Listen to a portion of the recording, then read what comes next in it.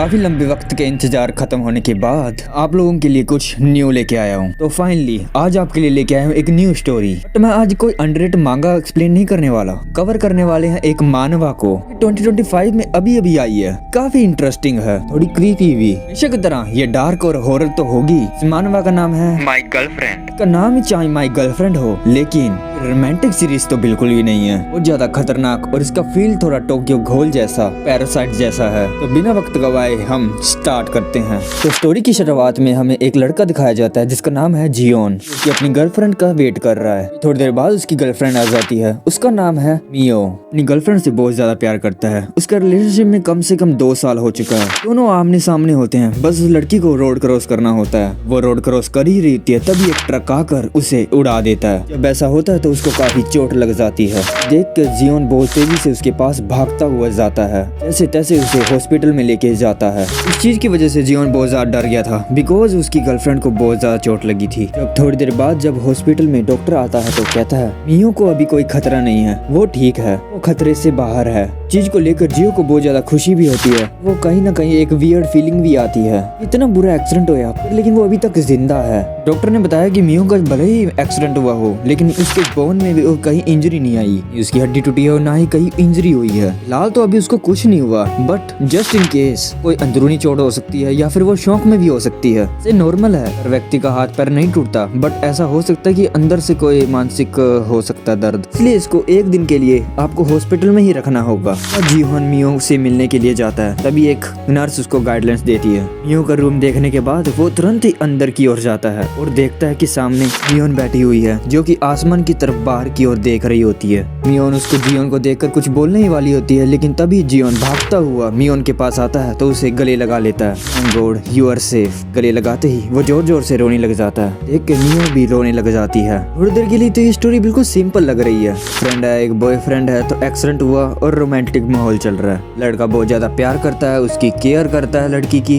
And सब कुछ अच्छा चल रहा है। बट ये जो होने वाला है वो देख कर ही तुम शौक हो जाओगे।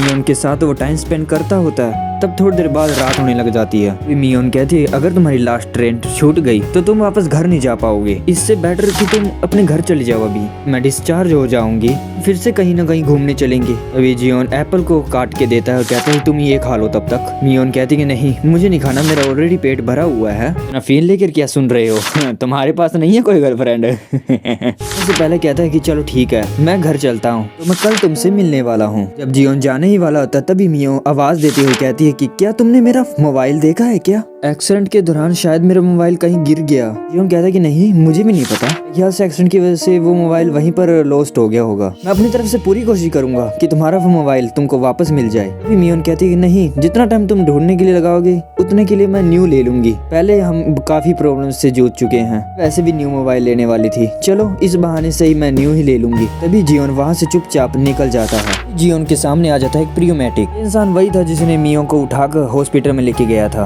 कि वो एम्बुलेंस वाले जो हेल्प वगैरह करते हैं। तभी जियोन देखता है कि ये मोबाइल तो मियोन का है, पर ये उसके हाथ में क्या कर रहा है। तभी वो उसके पास जाता है और कहता है कि धन्यवाद आपका, आपकी वजह से मेरी गर्लफ्रेंड बिल्कुल ठीक है और अब वो खतरे से बाहर है, इसलिए मैं बहुत ज्यादा खुश हूँ कि आपने मेरी मदद की। वो लड़का कहता है क्या सी ये मोबाइल भी तुम्हारी फ्रेंड का ही है, सी ये दे देना। जो मोबाइल मियोन का खो गया था अब उसे वो मिल चुका है। इस चीज की वजह से जियोन बहुत ज्यादा खुश हो जाता है।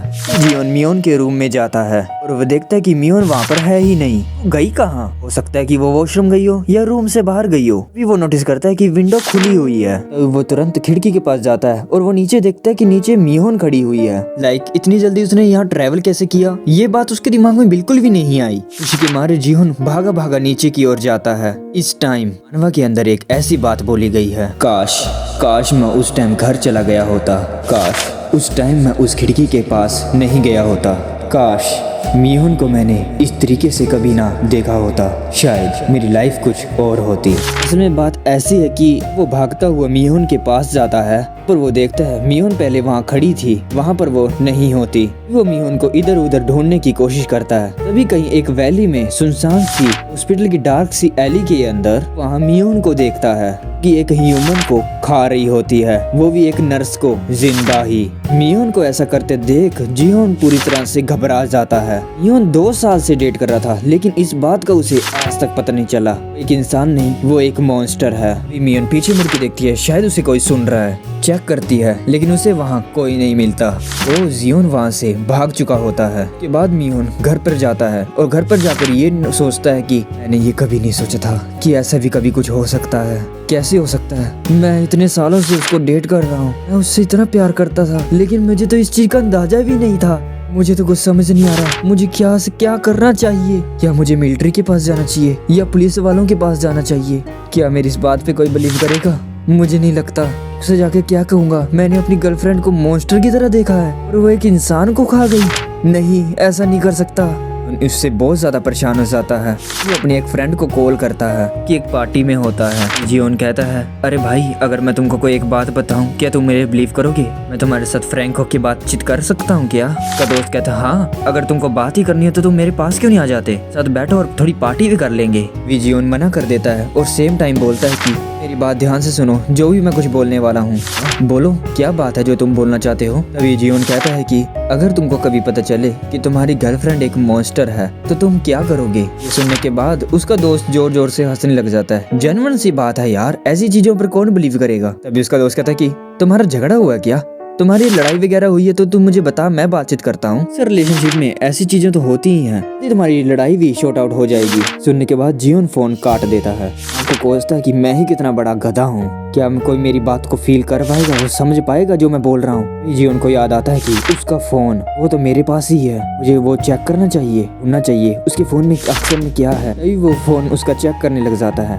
उसका बॉयफ्रेंड होने के कारण उसको पासवर्ड पता था। हालांकि मैंने आज तक उसका फोन कभी चेक नहीं किया, पर मैं ये चेक इसलिए कर रहा हूँ क्योंकि मैं बहुत ज्यादा डरा हुआ हूँ। तभी वो उसका फोन चेक करने लग जाता है, लेकिन नॉर्मली उसके अंदर ऐसा कुछ नहीं दिखता। अंदर कुछ फोटोज वगैरह होती हैं, लोगों से मिलते जुलते नोट्स होते हैं। फिर वो एक ऐप को खोलता है। जिस चीज को वो देखता है, वो देख उसे हाथ से फोन नीचे गिर जाता है। वो बहुत ज्यादा घबरा जाता है। इसी बीच में उसके दिमाग में एक चीज आती है, क्यों ना मैं मिलिट्री ज्वाइन ना कर लूं। लोगों को पता होगा, कोरिया का एक रूल है, एक यंगस्टर को 2 या 3 साल का मिलिट्री ज्वाइन तो करना ही होता है। मुझे तो नहीं पता इतना, बट बस मैंने कहीं पढ़ा था। अभी मेरे साल बाकी हैं, शायद मुझे मिलिट्री ज्वाइन कर लेनी चाहिए या फिर मुझे उससे ब्रेकअप कर लेना चाहिए। मुझे क्या करना चाहिए समझ नहीं आ रहा। क्या अगर मैंने कभी उससे ब्रेकअप कर लिया, क्या वो मुझे मार डालेगी? क्या मुझे वो जिंदा छोड़ेगी? आने की बात तो ये है कि अभी तक उसने मुझे जिंदा कैसे रखा हुआ है। अगले दिन जियोन मियोन से मिलने के लिए उसी हॉस्पिटल की ओर जाता है। उसे वहाँ से रिसीव करता है और उसके बाद वो वहाँ से कॉलेज जाने वाले थे। इसी बीच वो मियोन का फोन भी देख रहा था। आखिर में उस नोट में ऐसा था क्या?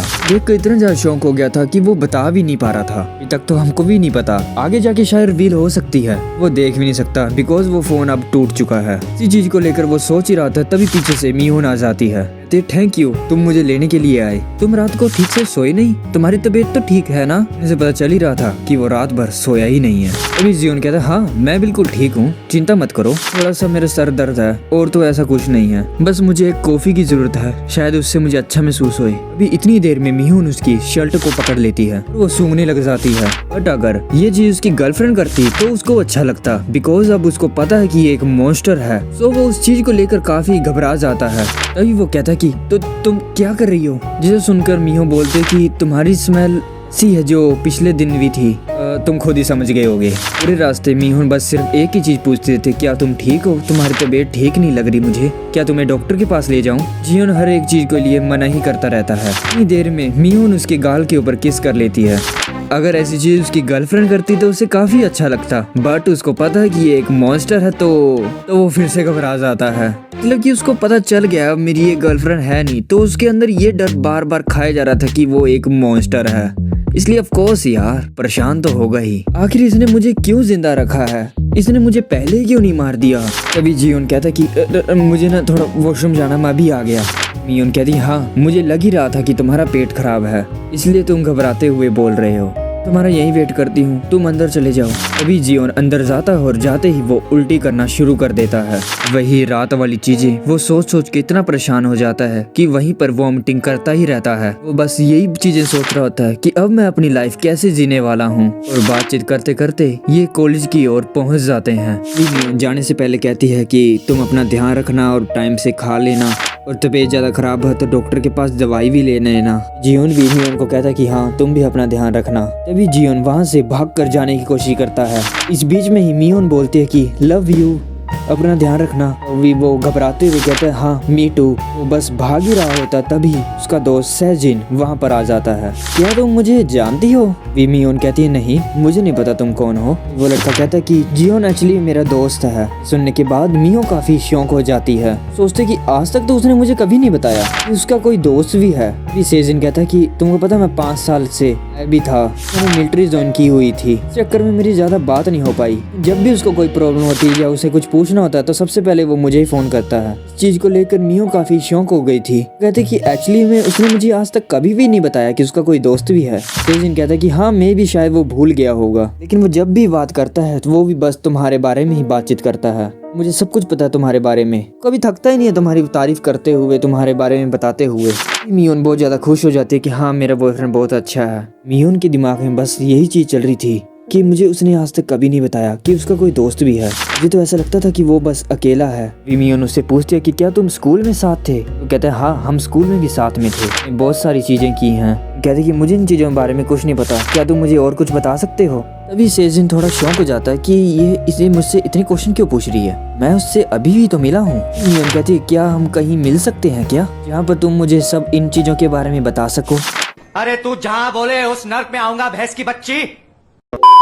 जिनको ये थोड़ा ऑकवर्ड लगता है, ये हम आज ही तो मिले हैं और ये अभी से मुझे अकेले में मिलना चाहती है, मुझे कुछ अजीब लग रहा है। थोड़ी देर बाद रात हो जाती है और हम जियो को देखते हैं कि लैपटॉप के अंदर पढ़ ही रहा होता है। तभी उसके मोबाइल पे एक टेक्स्ट आता है जो कि जियोन का होता है। लिखा होता है पैराडाइज 5004। ये किस जगह की लोकेशन है, बट उसे पहली बार में ही कुछ समझ नहीं आती। सोचता है कि क्या ये नशे में है, क्या ऐसे मैसेज कर रहा है कि मुझे क्या बताना चाहता है। तभी जियो की एक फ्रेंड उसे कॉल करती है, तुम्हारी गर्लफ्रेंड को देखा है कि वो एक पैराडाइज में जा रही है, वो भी किसी अनजान लड़के के साथ। इस चीज को सुनकर जियो काफी हैरान हो जाता है। एक्चुअली में यहाँ चल क्या रहा है? वो सोचता है कि जहाँ पर मेरी गर्लफ्रेंड गई है वहीं का एड्रेस जियोन ने मुझे सेंड क्यों किया, वो किसी परेशानी में तो नहीं है या फिर कोई SOS मैसेज तो नहीं है। ये सोचकर ही जियो फटाक से जल्दी जल्दी जितना तेज हो सके उतना तेज भागते हुए पैराडाइज की ओर पहुंच जाता है। जब वो दरवाजा नहीं खुलता वो धक्का देते हुए उसे तोड़कर अंदर घुस जाता है। फायर एक्सटिंग्विशर उठाता है, वो अंदर पहुंचता है तो वो सामने देखता है जियोन को मियोन ने मार दिया है। उनका फेस पूरा खून से रंगा हुआ है। तभी मियोन जियोन को कहती है क्या अब तुम ठीक हो क्या? इस चीज को लेकर जियो काफी डर भी जाता है। उसके अंदर बहुत ज्यादा गुस्सा भी होता है क्योंकि उसका फ्रेंड उसने मार दिया। जियो इतना ज्यादा गुस्से में होता है वो फायर एक्सटिंग्विशर उठाकर सीधा उसके मुंह के ऊपर दे मारता है। इसी के साथ इस वीडियो का पार्ट 1 यहीं खत्म होता है। अगर पार्ट 2 चाहिए तो कमेंट करना। फिर उसके मोबाइल में ऐसा क्या था जो जियो देख के डर गया? अब उसकी गर्लफ्रेंड उसे भी मार देगी? ये सब कुछ जानने के लिए बने रहिए। इसी तरह की मानवा और मांगा की वीडियो देखना चाहते हैं तो चैनल को सब्सक्राइब भी कर लेना, वीडियो को लाइक करना एंड शेयर भी करना। तब तक के लिए फिर मिलते हैं। आरिगातो गोजाइमास।